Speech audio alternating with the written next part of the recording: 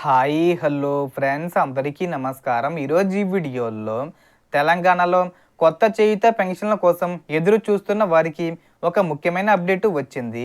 So దానికి సంబంధించిన పూర్తి ఇన్ఫర్మేషన్ ఈ వీడియోలో తెలుసుకుందాం. వీడియోని ఎక్కడ కూడా స్కిప్ చేయకండి ఫ్రెండ్స్, అండ్ వర్డ్ చూడండి.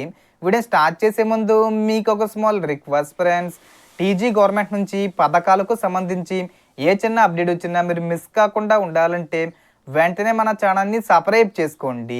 అండ్ సబ్స్క్రైబ్ చేసుకున్న వాళ్ళందరూ కూడా సబ్స్క్రైబ్ బటన్ పక్కన ఉన్న గంట సింబల్లో ఆల్ అని పెట్టుకోవడం మర్చిపోకండి ఫ్రెండ్స్. ఇలా పెట్టుకోవడం వల్ల నేను పెట్టే ప్రతి ఒక్క వీడియో మీరు నోటిఫికేషన్ రూపంలో పొందగలరు. అండ్ వీడియో మీకు నచ్చితే లైక్ చేయండి ఫ్రెండ్స్. సో ఏమాత్రం లేట్ చేయకుండా వీడియోలోకి వెళ్ళిపోద్దాం. సో ప్రభుత్వ ప్రకటన ప్రకారం ఆగస్టు 15 నుంచి కొత్త పెన్షన్ల మంజూరీ ప్రక్రియ ప్రారంభం కానుంది. దీనికి సంబంధించిన అర్హుల జాబితాను కూడా విడుదల చేసే అవకాశం ఉంది.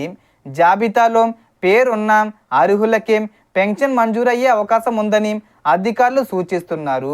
రాష్ట్ర వ్యాప్తంగా ఇప్పటికే సుమారు 11 లక్షలకు పైగా దరఖాస్తులు వచ్చినట్లు సమాచారం. వీటిలో తొలి దశలో సుమారు 2.30 లక్షల మంది అర్హులను ఎంపిక చేసే ప్రక్రియ కొనసాగుతుంది. అందుకే మీ దరఖాస్తు స్థితి, అర్హత వివరాలు తప్పకుండా పరిశీలించుకోవాలి. ప్రభుత్వం నిర్వహించిన ధృవీకరణ ప్రక్రియ ఆధారంగా అర్హులు అనర్హులను గుర్తిస్తుంది.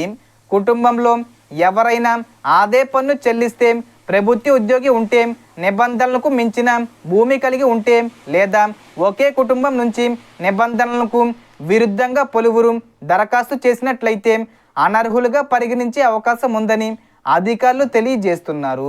అలాగే తలసేమియా, సికిల్ సెల్, అనీమియా బాధితులను కూడా కొత్త పెన్షన్ కేటగిరీల్లో పరిగణించే అంశంపై ప్రభుత్వం ప్రకటించిన వివరాలు ఉన్నాయి. ఒంటరి మహిళలు, వితంతువులు, దివ్యాంగులు వంటి అర్హులైన వారు ఇంకా దరఖాస్తు చేయకపోతే సంబంధిత అధికారులను సంప్రదించి దరఖాస్తు చేసుకోవచ్చు.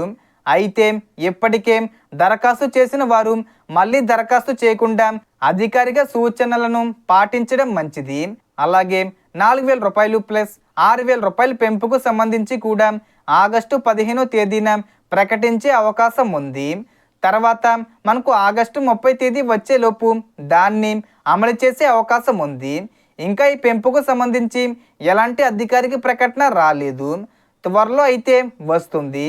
అలాగే పెన్షన్ల అర్హుల తుది జాబితా విడుదలైన తర్వాత మీ పేరు ఉందో లేదో ఎలా తెలుసుకోవాలో, తదుపరి చేయాల్సిన ప్రక్రియ ఏమిటో అధికారిక సమాచారం వచ్చిన వెంటనే మీకు తెలియజేస్తాను.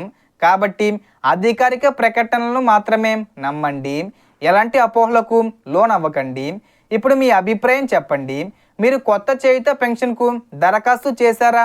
మీ పేరు అర్హుల జాబితాలో ఉంటుందని భావిస్తున్నారా? అలాగే మీ జిల్లా పేరు మరియు మీరు ఏ పెన్షన్ కోసం అప్లై చేశారో కామెంట్లో తెలియజేయండి. సో టోటల్ ఇన్ఫర్మేషన్ ఇది ఫ్రెండ్స్. మీకు ఈ వీడియో నచ్చితే లైక్ చేయండి, షేర్ చేయండి అండ్ సబ్స్క్రైబ్ చేసుకోండి. Thanks for watching.